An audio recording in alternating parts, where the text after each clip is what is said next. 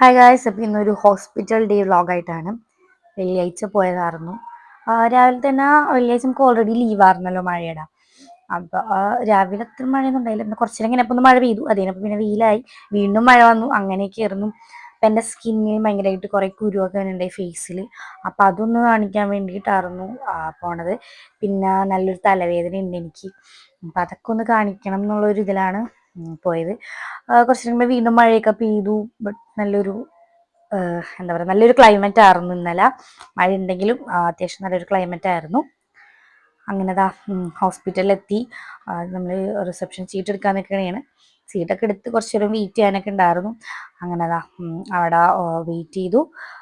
ഡോക്ടറൊക്കെ കണ്ടു. ഡോക്ടറൊക്കെ മരുന്നൊക്കെ എഴുതി തന്നു. അപ്പോൾ ഇവിടുത്തെ ഫാർമസിയിൽ ഉണ്ടാന്ന് ചോദിക്കാൻ പോണേണ്. അപ്പോൾ 2 മരുന്ന് ഇവിടുന്ന് കിട്ടി.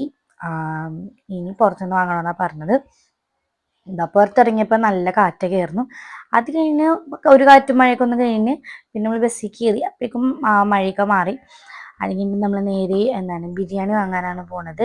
ജഫ് ബിരിയാണി കയറി 2 ബിരിയാണിയും വാങ്ങി നേരെ തിരിച്ച് വീട്ടിൽ പോകണതാണ്. അപ്പോൾ ഇത്രയുള്ള അടുത്ത വീട്ടുകാരും അതിരിക്കുമ്പോൾ ബായ്.